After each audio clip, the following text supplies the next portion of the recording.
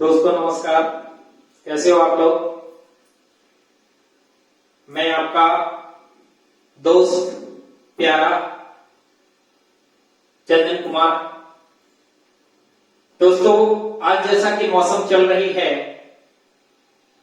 कि पूरी दुनिया में इस कोरोना वैश्विक महामारी को लेकर के पूरी दुनिया में निराशा के बादल छाए हुए हैं। कहीं कुछ आशाएं नहीं दिख रही है। अब इस निराशा के बादल से कैसे उठा जाए।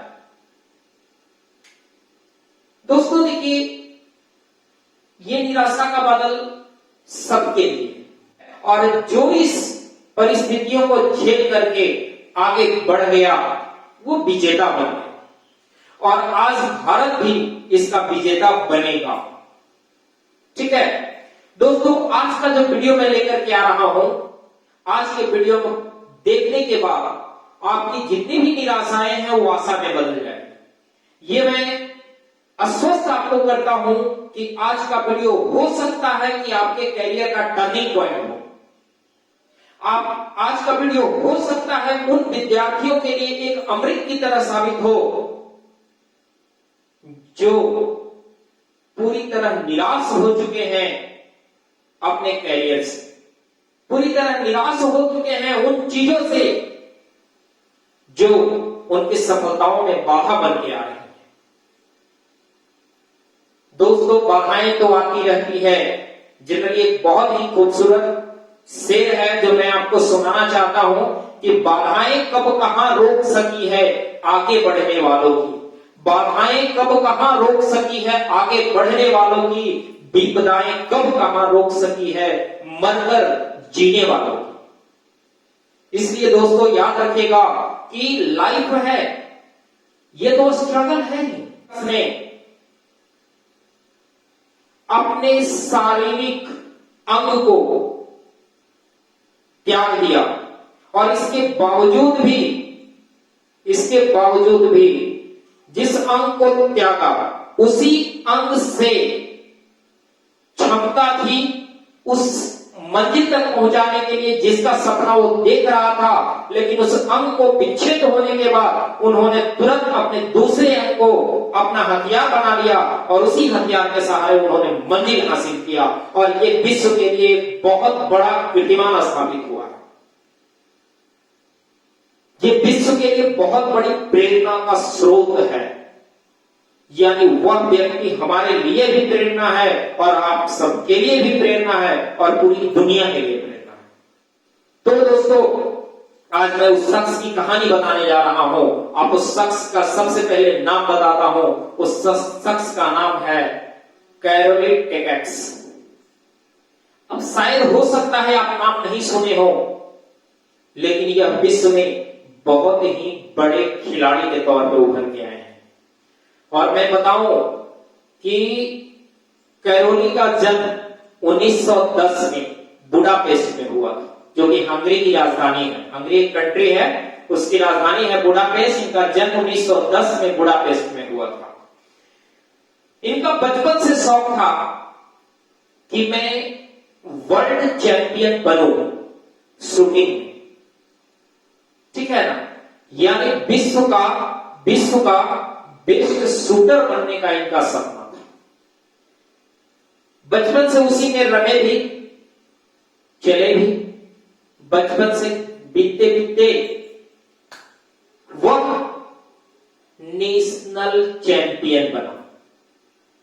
25 metres air rifle champion, air pistol championship में वह हंगरी में नेशनल शूटर बना और बेस्ट नेशनल शूटर बन के वो उभरा। ठीक है, और जब वो नेशनल चैंपियन बना तब उसका नेक्स्ट टारगेट था इंटरनेशनल। यानी आपको पता होना चाहिए कि दुनिया का सबसे बड़ा गेम कहा जाता है ओलंपिक, और यही ओलंपिक उसका टारगेट था। 1936 में ओलंपिक होने वाला था। उस समय कैरोली हंगरी के आर्मी का एक सदस्य था। यानी खेल कोटे में उसे आर्मी में भी शामिल किया गया था और वह आर्मी का एक सदस्य था। 1936 में जो ओलंपिक होने वाला था बर्लिन में, उस ओलंपिक में कैरोली ने आवेदन दिया हंगरी शूटिंग चैंपियनशिप के मेंबर बनने के लिए, लेकिन उसके आवेदन को रिजेक्ट कर दिया गया और ग्राउंड ये दिया गया कि केवल मेजर रैंक के जो भी ऑफिशियल हैं वो वर्ल्ड चैंपियनशिप में भाग नहीं ले सकते हैं। ये बैन है। वर्ल्ड चैंपियनशिप में भाग सिर्फ और सिर्फ ले सकते हैं तो कमीशन्ड ऑफिसर जितने भी हैं सिर्फ वही वर्ल्ड चैंपियनशिप में भाग ले सकते हैं, सिर्फ कमीशन्ड ऑफिसर। ठीक है, आपको लग रहा होगा कि जब ऐसे आवेदन को ठुकरा दिया गया तो निराशा बहुत ज्यादा होगा। हो सकता है कि वो बंदा अपना धैर्य खो दे, लेकिन नहीं, उसने धैर्य नहीं खोया। उसने धैर्य नहीं खोया और आगे चलकर 1937 में ये जो बैन लगा हुआ था वो बैन हट गया। और जब बैन हटा तब उसका टारगेट था 36 के बाद 40। 1940 में जो ओलंपिक होने वाला था वह टारगेट था। ठीक है, उसी दौरान 1938 में हंगरी के सेनाओं का एक ट्रेनिंग हो रहा था। उस ट्रेनिंग में हैंड ग्रेनेड फेंकते समय ग्रेनेड जो है इसके हाथ में ही फट गया। You guys need to push back. I'm trying. Clear, you need to push back. See, we got not enough cover here. I know, man. You need to push back. I know. Come on. Pull it together, man. Come on, bro. इस हाथ में दाहिना हाथ जिसे best hand माना जाता है और यही दाहिना हाथ था जिसको हथियार बना के वो बचपन से अब तक पिस्टल शूटिंग में भाग लिया था। यही हाथ, और यही हाथ जो था हैंड ग्रेनेड फटने से वो फट चुका और कंप्लीटली इंजर्ड हो चुका उसका हाथ। और इसके बाद उसका हाथ फिर दोबारा पिस्टल उठाने के लायक नहीं रहा। जब वो हॉस्पिटल से निकला तो आपको ऐसा लग रहा होगा, या हमें भी ऐसा लगता है कि दो ही काम वो कर सकता है। पहला तो काम ये कर सकता है कि वो अपने कमरे में जाए और बैठ करके अपने सपने को देख देख कर रोए, अपने सपने को सोच सोच कर रोए। या दूसरा काम वो ये कर सकता था कि अपना एक हथियार चले जाने के बाद जो सबसे कमजोर हथियार है उसको सबसे स्ट्रॉन्ग हथियार बना दे और अपनी मंजिल को पा ले। और कैरोली भी वही किया कि जो बेस्ट हथियार चला गया उसके गम को भुला दिया और जो सबसे कमजोर था उसको सबसे बेस्ट हथियार बनाने की कोशिश किया। और उसने बाएं हाथ से पिस्टल शूटिंग का प्रैक्टिस शुरू कर दिया, जबकि किसी को नहीं पता था कि कैरोली फिर से शूटिंग किया है। वो सीक्रेटली शूटिंग कर रहा था। रीजन पता है क्या था? क्योंकि उसे पता था कि अगर बाएं हाथ से शूटिंग शुरू करेंगे तो लोग हम पे हंसेंगे कि अरे यार तुम्हारा बेस्ट हैंड चला गया था, जिस हैंड के सहारे बचपन से अब तक शूटिंग किए हो, अब क्या बाएं हाथ से क्या कर ले सकते हो?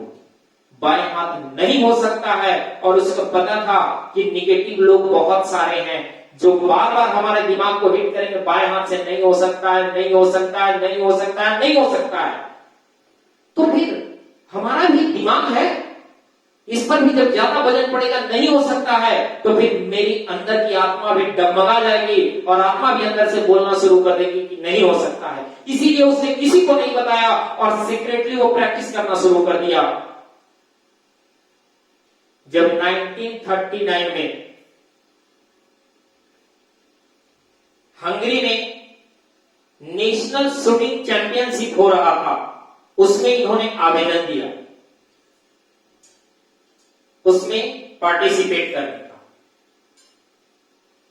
जब वह नेशनल चैंपियनशिप जीता तब लोगों को पता चला, वहां लोग आश्चर्यचकित हो गए कि दाहिना हाथ चले जाने के बाद एक बाएं हाथ से नेशनल चैंपियनशिप जीत कैसे गया।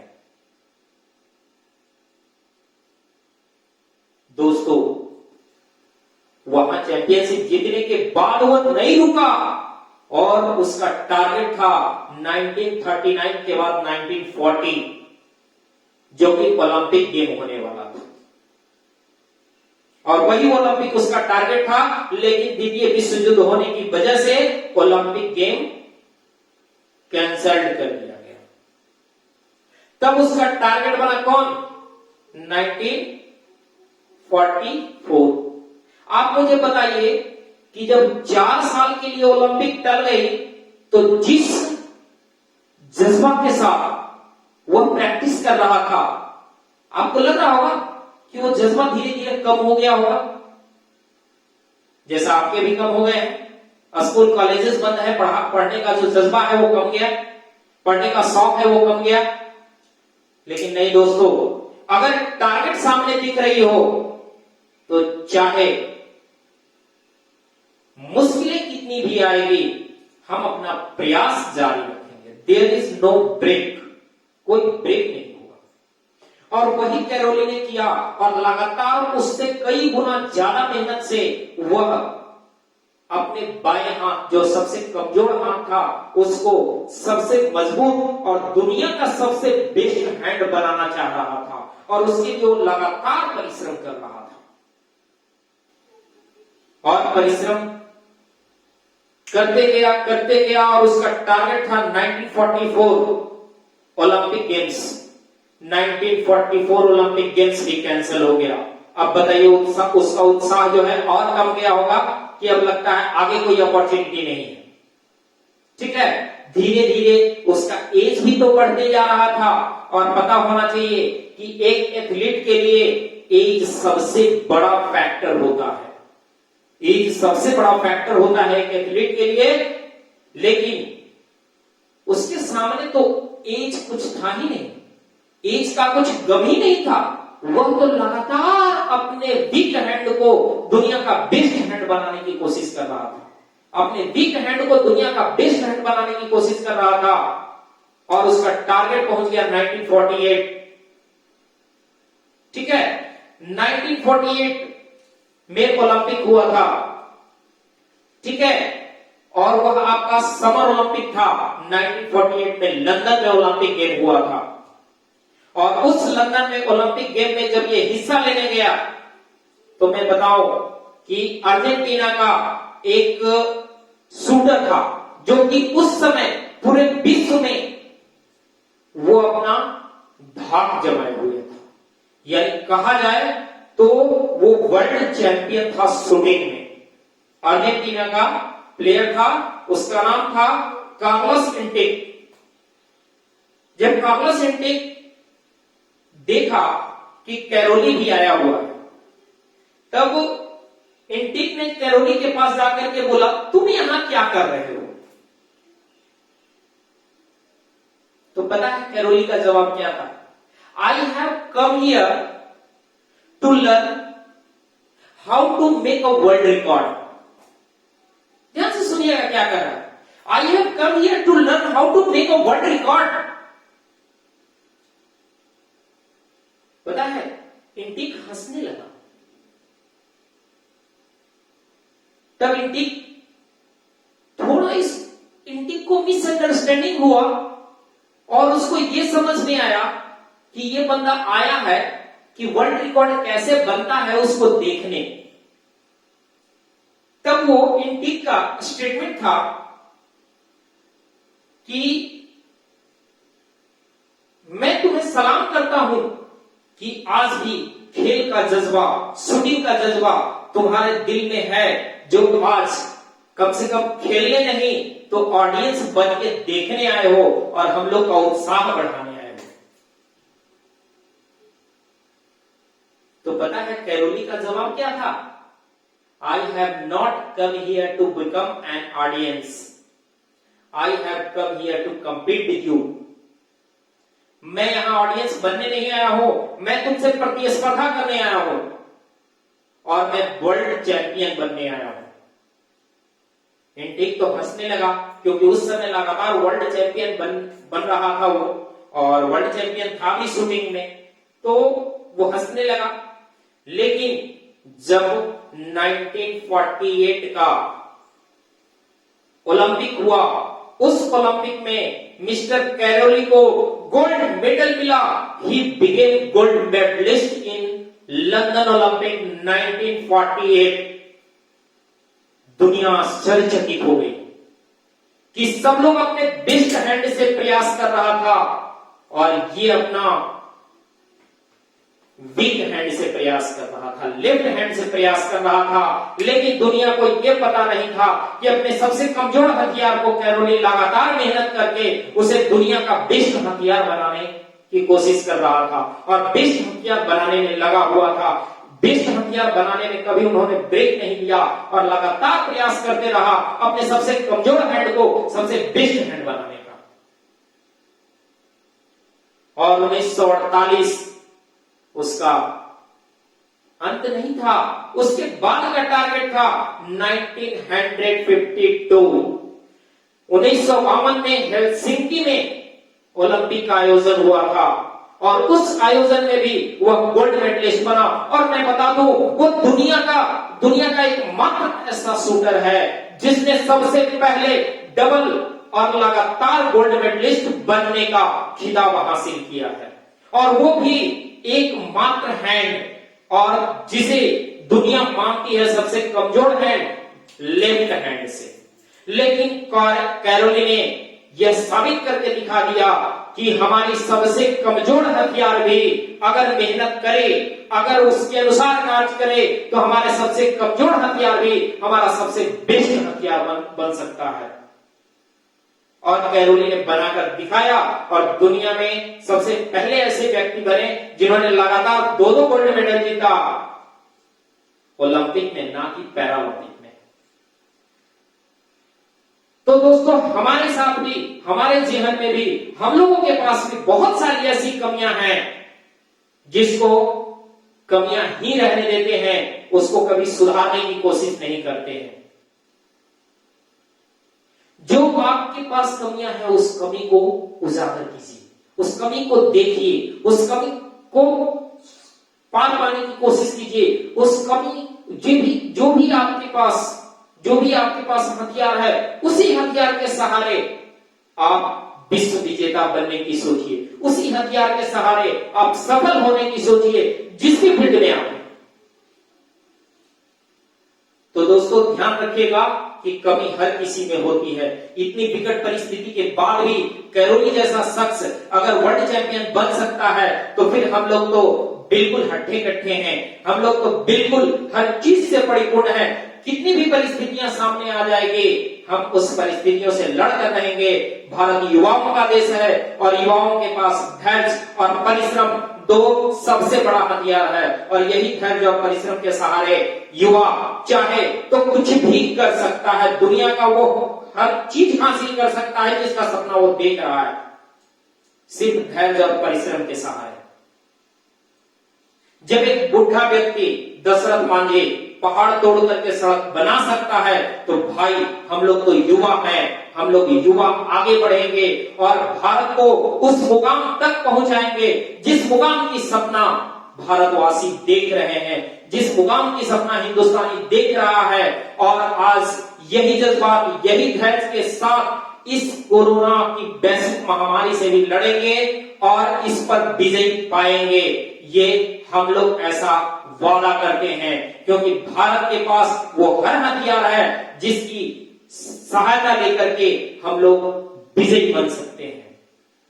तो दोस्तों, ऐसे बहुत सारे, ऐसा नहीं है सिर्फ कैरोली जैसे बहुत सारे ऐसे शख्सियत हैं, सैकड़ों ऐसे शख्सियत हैं जिन्होंने विकट परिस्थिति में विश्व में कीर्तिमान स्थापित किया है। और आगे भी मैं वैसे लोगों की स्टोरी लेकर के आऊंगा। तब तक के लिए देखते रहिए dreamland YouTube channel. Thank you very much, best of luck.